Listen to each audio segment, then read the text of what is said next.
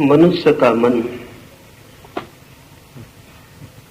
जब हीनता की ग्रंथि से, इन्फीरियरिटी कॉम्प्लेक्स से पीड़ित होता है, जब मनुष्य का मन अपने को भीतर हीन समझता है, तब सदा ही अपनी श्रेष्ठता की चर्चा से शुरू करता है।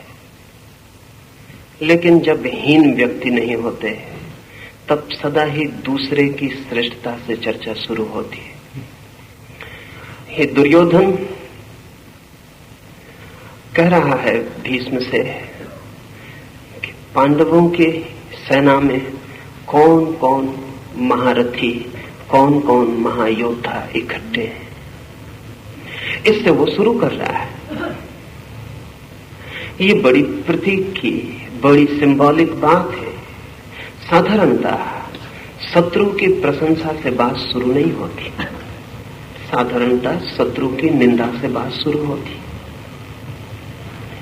साधारणतः शत्रु के साथ अपनी प्रशंसा से बात शुरू होती है। शत्रु की सेना में कौन कौन महावीर इकट्ठे हैं, दुर्योधन उनसे बात शुरू कर रहा है। दुर्योधन कैसा भी व्यक्ति हो, इंफीरियरिटी कॉम्प्लेक्स से पीड़ित व्यक्ति नहीं है, हीनता की ग्रंथि से पीड़ित व्यक्ति नहीं है। और ये बड़े मजे की बात है कि अच्छा आदमी भी अगर हीनता की ग्रंथि से पीड़ित हो तो उस बुरे आदमी से बदतर होता है जो हीनता की ग्रंथि से पीड़ित नहीं है।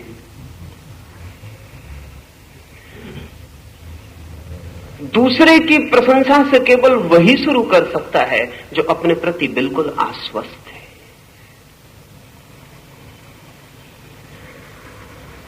ये एक बुनियादी अंतर सदियों में पड़ा है। बुरे आदमी पहले भी थे, अच्छे आदमी पहले भी थे। ऐसा नहीं है कि आज बुरे आदमी बढ़ गए हैं और अच्छे आदमी कम हो गए हैं। आज भी बुरे आदमी उतने ही हैं, अच्छे आदमी उतने ही हैं। अंतर क्या पड़ा है? निरंतर धर्म का विचार करने वाले लोग ऐसा प्रचार करते रहते हैं कि पहले लोग अच्छे थे और अब लोग बुरे हो गए हैं। ऐसी उनकी धारणा मेरे ख्याल में बुनियादी रूप से गलत है। बुरे आदमी सदा थे, अच्छे आदमी सदा थे। अंतर इतना ऊपरी नहीं है, अंतर बहुत भीतरी पड़ा है। बुरा आदमी भी पहले हीनता की ग्रंथि से पीड़ित नहीं था, आज अच्छा आदमी भी हीनता की ग्रंथि से पीड़ित है। ये गहरे में अंतर पड़ा है। आज अच्छे से अच्छा आदमी भी बाहर से ही अच्छा है, भीतर स्वयं भी आश्वस्त नहीं। और ध्यान रहे, जिस आदमी का आश्वासन स्वयं पर नहीं है उसकी अच्छाई टिकने वाली अच्छाई नहीं हो सकती है।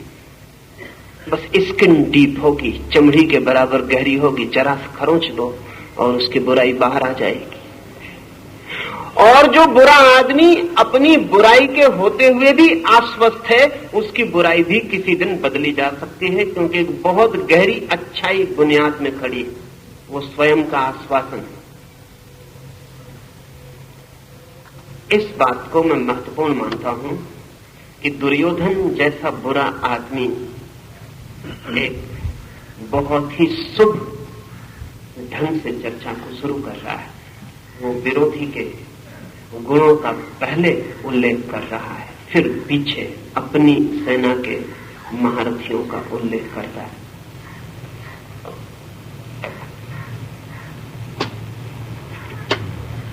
भगवान् भीष्मश्च कर्णश्च कृपाश्च समितिञ्जयः अश्वत्थामा विकर्णश्च सौमदत्ति तथैव च अन्ये च बहवः शूरा मदार्थे त्यक्तजीवितः नानाशस्त्र प्रहरणः सर्वे युद्ध विशारदः।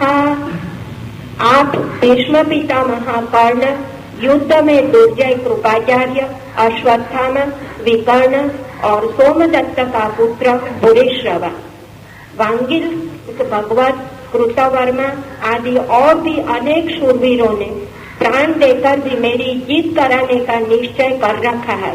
ये सभी लोग घंटी बंटी के शस्त्रास्त्रों से युद्ध करने वाले और सब प्रकार के युद्धों में कुशल है।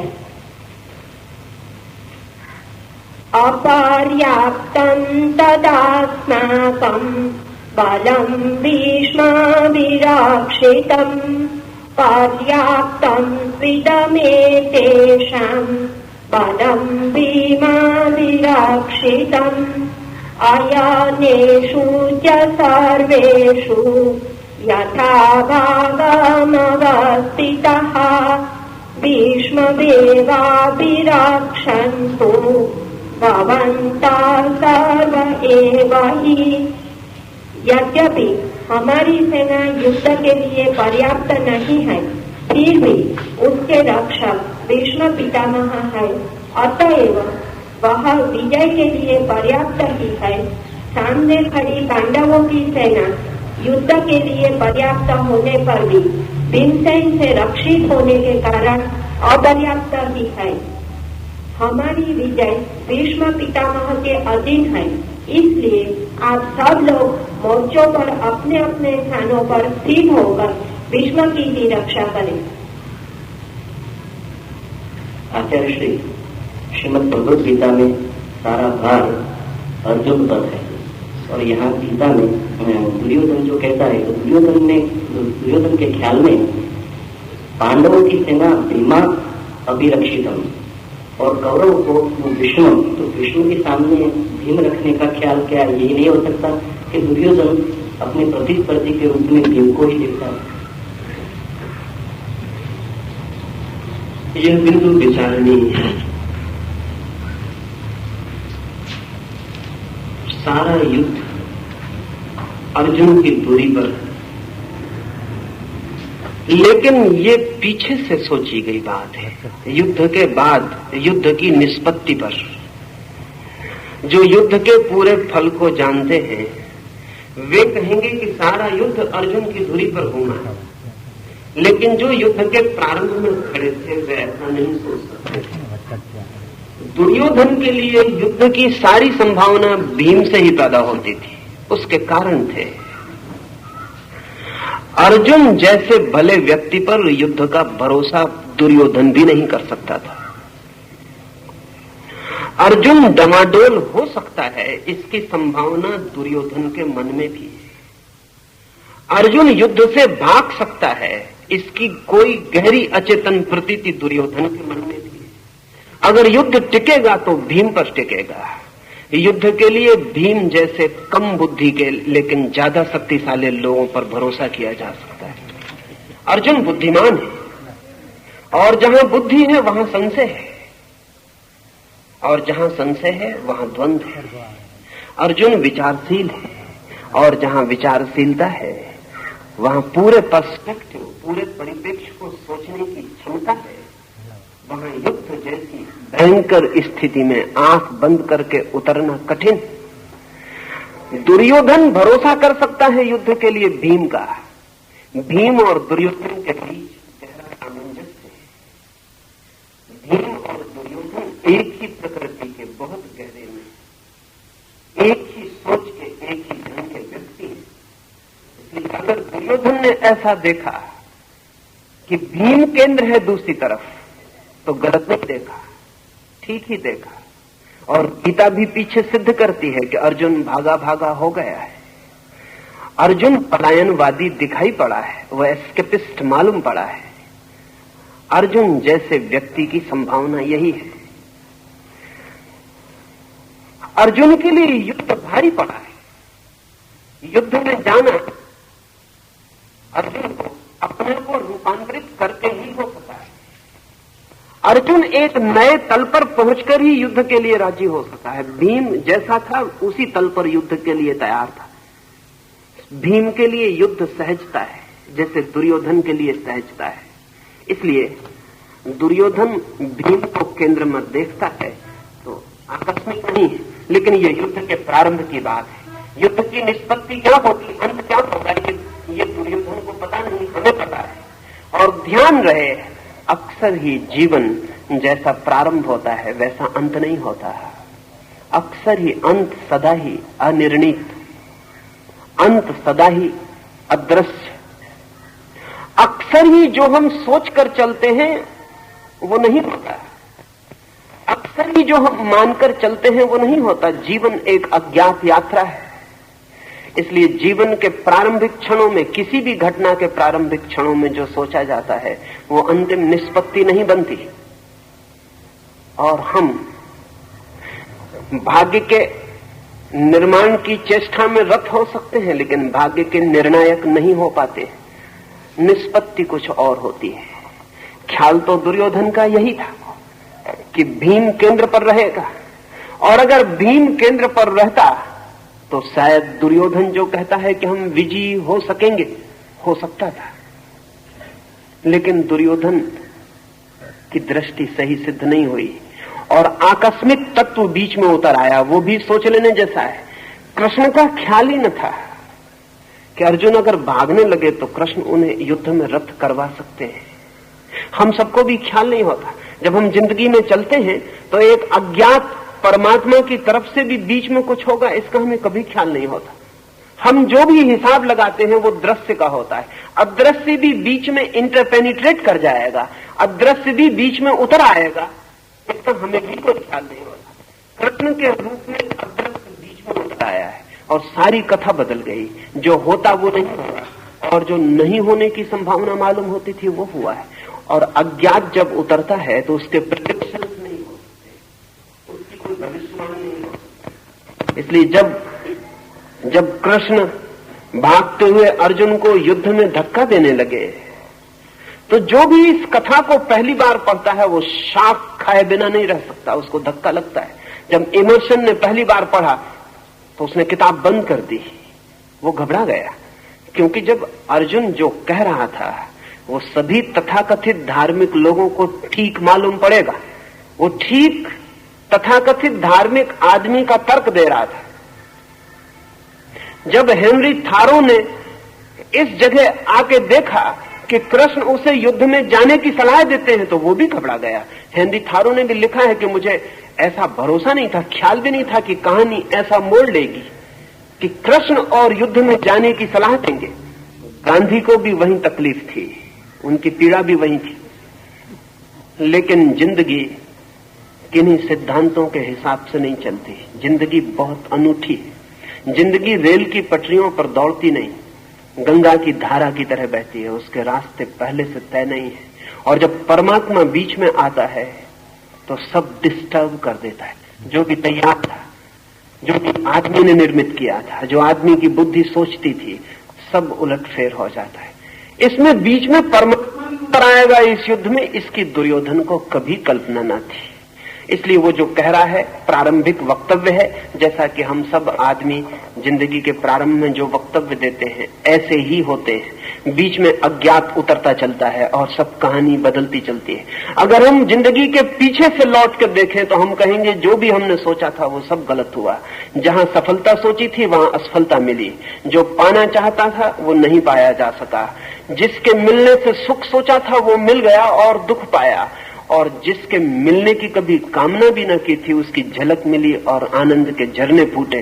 सब उल्टा हो जाता है। लेकिन इतना बुद्धिमान आदमी जगत में कम है जो निष्पत्ति को पहले ध्यान में ले। हम सब प्रारंभ को ही पहले ध्यान में लेते हैं। काश हम अंत को पहले ध्यान में लें तो जिंदगी की कथा बिल्कुल और हो सकती। लेकिन अगर दुर्योधन अंत को पहले ध्यान में ले ले तो युद्ध नहीं हो सकता। दुर्योधन अंत को ध्यान में नहीं ले सकता, अंत को मानकर चलेगा कि ऐसा होगा। इसलिए वो कह रहा है बार बार कि यद्यपि सेनाएं उस तरफ महान हैं, लेकिन जीत हमारी ही होगी। मेरे योद्धा जीवन देकर भी मुझे जिताने के लिए आतुर हैं, लेकिन हम अपनी सारी शक्ति भी लगा दें तो भी असत्य जीत नहीं सकता। हम सारा जीवन भी लगा दें तो भी असत्य जीत नहीं सकता। इस निष्पत्ति का दुर्योधन को कोई भी बोध नहीं हो सकता है। और सत्य जो कि हारता हुआ भी मालूम पड़ता हो अंत में जीत जाता है। असत्य प्रारंभ में जीतता हुआ मालूम पड़ता है, अंत में हार जाता है। सत्य प्रारंभ में हारता हुआ मालूम पड़ता है अंत में जीत जाता है, लेकिन प्रारंभ से अंत को देख पाना कहाँ संभव है। जो देख पाता है वो धार्मिक हो जाता है, जो नहीं देख पाता वो दुर्योधन की तरह अंधे युद्ध में उतरता चला जाता है। आचार्य श्री, एक तो अज्ञात का विल होता है, एक व्यक्ति का अपना विल होता है, दोनों में कॉन्फ्लिक्ट होते हैं। व्यक्ति कैसे जान पाए कि अज्ञात का क्या विल है, अज्ञात की क्या इच्छा है? पूछते हैं व्यक्ति कैसे जान पाए कि अज्ञात की क्या इच्छा है। व्यक्ति कभी नहीं जान पाता है। हाँ, व्यक्ति अपने को छोड़ दे, मिटा दे तो तत्काल जान लेता है, अज्ञात के साथ एक हो जाता है। बूंद नहीं जान सकती कि सागर क्या है जब तक कि बूंद सागर के साथ खो न जाए। व्यक्ति नहीं जान सकता कि परमात्मा की इच्छा क्या है जब तक व्यक्ति अपने को व्यक्ति बनाए है, तब तक नहीं जान सकता। व्यक्ति अपने को खो दे तो फिर परमात्मा की इच्छा ही शेष रह जाती है, क्योंकि व्यक्ति की कोई इच्छा शेष नहीं रह जाती। तब जानने का सवाल ही नहीं उठता। तब व्यक्ति वैसे ही जीता है जैसा अज्ञात उसे जिलाता है। तब व्यक्ति की कोई आकांक्षा, तब व्यक्ति की कोई फलाकांक्षा, तब व्यक्ति की कोई अपनी अभीप्सा, तब व्यक्ति की समग्र की आकांक्षा के ऊपर अपनी थोपने की कोई वृत्ति शेष नहीं रह जाती, क्योंकि व्यक्ति शेष नहीं रह जाता। जब तक व्यक्ति है तब तक अज्ञात क्या चाहता है नहीं जाना जा सकता, और जब व्यक्ति नहीं है तब जानने की कोई जरूरत नहीं। जो भी होता है वो अज्ञात ही करवाता है। तब व्यक्ति एक इंस्ट्रूमेंट हो जाता है, तब व्यक्ति एक साधन मात्र हो जाता है। कृष्ण पूरी गीता में आगे अर्जुन को यही समझाते हैं कि वो अपने को छोड़ दे, अज्ञात के हाथों में समर्पित कर दे, क्योंकि वो जिन्हें सोच रहा है कि ये मर जाएंगे वो अज्ञात के द्वारा पहले ही मारे जा चुके हैं। कि वो जिन्हें सोचता है कि इनकी मृत्यु के लिए मैं जिम्मेवार हो जाऊंगा, उनके लिए वो बिल्कुल भी जिम्मेवार नहीं होगा। अगर वो अपने को बचाता है तो जिम्मेवार हो जाएगा। अगर अपने को छोड़कर साधनवत साक्षीवत लड़ सकता है तो उसकी कोई जिम्मेवारी नहीं रह जाती है। व्यक्ति अपने को खो दे समष्टि में, व्यक्ति अपने को समर्पित कर दे, छोड़ दे अहंकार को, तो ब्रह्म की इच्छा ही फलित होती है। अभी भी वही फलित हो रही है। ऐसा नहीं कि हम उससे भिन्न फलित करा लेंगे, लेकिन हम भिन्न फलित कराने में लड़ेंगे, टूटेंगे, नष्ट होंगे। एक छोटी सी कहानी मैं निरंतर कहता रहा हूं। मैं कहता रहा हूं कि एक नदी में बहुत बाढ़ आई और दो छोटे से तिनके उस नदी में बह रहे हैं। एक तिनका नदी में आड़ा पड़ गया है और नदी की बाढ़ को रोकने की कोशिश कर रहा है, और वो चिल्ला रहा है बहुत जोर से कि नहीं बढ़ने देंगे नदी को, यद्यपि नदी बढ़ी जा रही है। वो चिल्ला रहा है कि रोक कर रहेंगे, यद्यपि रोक नहीं पा रहा है। वो चिल्ला रहा है कि नदी को हर हालत में रोक कर ही रहूंगा, जीऊं या मरूं, लेकिन बहा जा रहा है। नदी को न उसकी आवाज सुनाई पड़ती, न उसके संघर्ष का पता चलता। वो छोटा सा तिनका, नदी को उसका कोई भी पता नहीं है, नदी को कोई फर्क नहीं पड़ता, लेकिन तिनके को बहुत फर्क पड़ रहा है। उसकी जिंदगी बड़ी मुसीबत में पड़ गई है, बहा जा रहा है, नहीं लड़ेगा, जहां पहुंचेगा वहीं पहुंचेगा, लड़के भी। लेकिन ये बीच का क्षण, ये बीच का काल दुख, पीड़ा और द्वंद और चिंता का काल हो जाए। उसके पड़ोस में एक दूसरे तिनके ने छोड़ दिया है अपने को। वो नदी में आड़ा नहीं पड़ा है, सीधा पड़ा है, नदी जिस तरफ बह रही उसी तरफ, और सोच रहा है कि मैं नदी को बहने में सहायता दे रहा हूं। उसका भी नदी को कोई पता नहीं है। वो सोच रहा है मैं नदी को सागर तक पहुंचा ही दूंगा, मेरे साथ है तो पहुंच ही जाएगी। नदी को उसकी सहायता का भी कोई पता नहीं है, लेकिन नदी को कोई फर्क नहीं पड़ता। उन दोनों तिनकों को बहुत फर्क पड़ रहा है। जो नदी को साथ बहा रहा है वो बड़े आनंद में है, वो बड़ी मौज में नाच रहा है, और जो नदी से लड़ रहा है वो बड़ी पीड़ा में है। उसका नाच नाच नहीं है, एक दुख स्वप्न है। उसका नाच उसके अंगों की टूटन है। वो तकलीफ में पड़ा है, हार रहा है, और जो नदी को बहा रहा है वो जीत रहा है। व्यक्ति ब्रह्म की इच्छा के अतिरिक्त कुछ कभी कर नहीं पाता है, लेकिन लड़ सकता है, इतनी स्वतंत्रता है। और लड़के अपने को चिंतित कर सकता है, इतनी स्वतंत्रता है। शास्त्र का एक वचन है जो बड़ा कीमती है। वचन है, humanity is condemned to be free. आदमी स्वतंत्र होने के लिए मजबूर है, विवश है, कंडेम्ड, निंदित है स्वतंत्र होने के लिए। लेकिन आदमी अपनी स्वतंत्रता के दो उपयोग कर सकता है। अपनी स्वतंत्रता को वो ब्रह्म की इच्छा से संघर्ष बना सकता है और तब उसका जीवन दुख, पीड़ा, एंग्विश, संताप का जीवन होगा और अंततः पराजय फल होगी। और कोई व्यक्ति अपनी स्वतंत्रता को ब्रह्म के प्रति समर्पण बना सकता है, तब जीवन आनंद का, ब्लिस का, नृत्य का, गीत का जीवन होगा। और अंत में विजय के अतिरिक्त और कोई उपाय नहीं। वो जो तिनका सोच रहा है कि नदी को साथ दे रहा हूं, वो विजयी ही होने वाला है, उसकी हार का कोई उपाय नहीं है। और जो नदी को रोक रहा है वो हारने ही वाला है, उसकी जीत का कोई उपाय नहीं है। ब्रह्म की इच्छा को नहीं जाना जा सकता है, लेकिन ब्रह्म के साथ एक हुआ जा सकता है और तब अपनी इच्छा खो जाती है, उसकी इच्छा ही शेष रह जाती है।